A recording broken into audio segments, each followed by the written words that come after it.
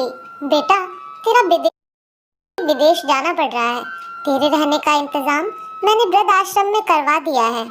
तकरीबन 30 साल अविवाहित डॉक्टर संदीप ने देर रात घर में घुसते ही अपने माँ से कहा।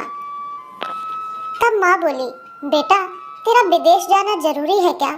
माँ की आवाज में चिंता और घबराहट साफ झलक रही थी। तब डॉक्टर संदीप बोला, माँ मुझे इंग्लैंड जाकर कुछ रिसर्च करनी है। वैसे भी तो कुछ ही महीनों की बात है, फिर मैं आपको वापस घर ले आऊँगा। जैसी तेरी इच्छा बेटा, मरी सी आवाज में माँ ने कहा। यह कहकर माँ सोने चली गई। दूसरे दिन संदीप माँ को पड़ोस के एक वृद्ध आश्रम छोड़ आया। वृद्ध आश्रम में आने पर शुरू में हर व्यक्ति के चेहरे पर जिंदगी के प्रति हताशा और निराशा साफ झलकती थी, लेकिन जानकी देवी जी के चेहरे पर वृद्ध आश्रम में रहने के बावजूद कोई शिकन तक न थी।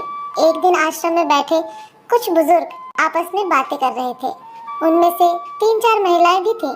उनमें से एक महिला बोली, डॉक्टर का कोई सगा संबंधी नहीं था क्या जो अपनी माँ को यहाँ छोड़ गया? तब वहाँ बैठी एक महिला बोली, जानकी देवी जी के पति की मौत जवानी में ही हो गई थी। तब संदीप करीब 5 साल का था। पति की मौत के बाद जानकी देवी जी और उसके बेटे को रहने और खाने के लाले पड़ गए थे। तब किसी भी रिश्तेदार ने उनकी मदद नहीं की थी। जानकी देवी जी ने दूसरों के घर में झाड़ू पोछा करके अपने बेटे संदीप को पढ़ाया लिखाया। संदीप भी पढ़ने लिखने में बहुत होशियार था, तभी तो वह डॉक्टर बन गया। वृद्ध आश्रम में करीब 7 महीने गुजर जाने के बाद एक दिन जानकी देवी वृद्ध आश्रम के संचालक मुकेश शर्मा के ऑफिस के नंबर से अपने बेटे को फोन किया और कहा, संदीप तुम इंडिया आ गए हो या फिर अभी भी इंग्लैंड में ही हो? संदीप का जवाब था, माँ मैं अभी इंग्लैंड में ही हूँ। अब तो जानकी देवी जी जब भी 3-3 4-4 महीने से फोन करती तो संदीप का एक ही जवाब आता कि मैं अभी यही हूँ, जैसे ही मैं अपने देश आऊँगा तुझे बता दूंगा। इस तरह समय गुजरता गया और 2 साल गुजर गए। अब तो वृद्ध आश्रम के लोग भी कहने लगे कि देखो कैसा चालाक बेटा निकला, कितने धोखे से अपनी माँ को यहाँ छोड़ गया। तभी आश्रम का एक अन्य बुजुर्ग बोला, मुझे तो नहीं लगता कि डॉक्टर कोई विदेश गया होगा, वह तो बुढ़िया से छुटकारा पाना चाह रहा था। तभी किसी और एक बुजुर्ग ने कहा, मगर वह तो शादीशुदा भी नहीं था, फिर कोई होगी गर्लफ्रेंड जिसने कहा होगा पहले माँ के रहने का अलग इंतजाम करो, तभी मैं तुमसे शादी करूंगी। 2 साल आश्रम में रहने के बाद जानकी देवी जी को अपनी नियति का पता चल गया। बेटे का गम उन्हें अंदर ही अंदर खाने लगा। वह पूरी तरह टूट गई।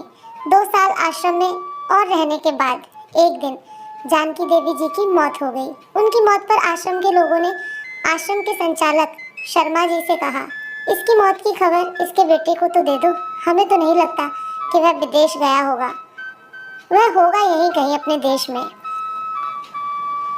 तभी शर्मा जी बोले, इसके बेटे को मैं कैसे खबर करूं, उसे मरे तो 3 साल हो गए।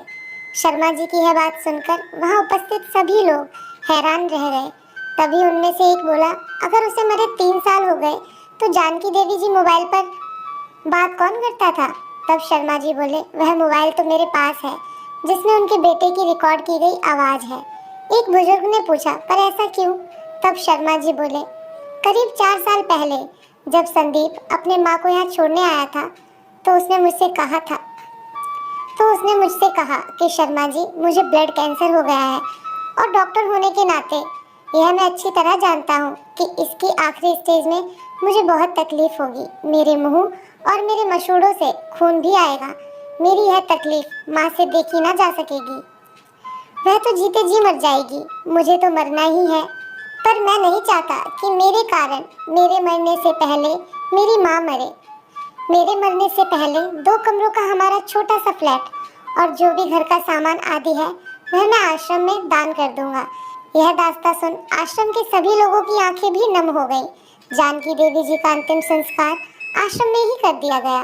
उनके अंतिम संस्कार में शर्मा जी ने आश्रम में रहने वाले बुजुर्गों के परिवार वालों को भी बुलाया। माँ बेटे के इस अनमोल प्यार और अटूट दास्तां का कुछ लोगों पर इतना असर हुआ कि कुछ बेटे अपने बूढ़े माँ बाप को वापस घर ले गए। उम्मीद करते हैं माँ बेटे के अनमोल प्यार की कहानी ज़रूर पसंद आई होगी।